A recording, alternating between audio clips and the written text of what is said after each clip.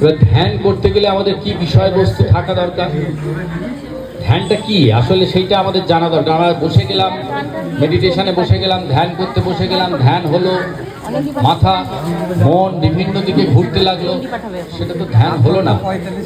ধ্যান করতে গেলে নানা রকমভাবে ধ্যান করা যায়। রূপের ধ্যান করা যায়, গুণের ধ্যান করা যায়, ক্রীড়া বা লীলার ধ্যান করা যায়।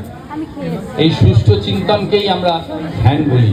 আমাদের মনের যে ভাবনাগুলো ওগুলো ঘুরতে থাকে।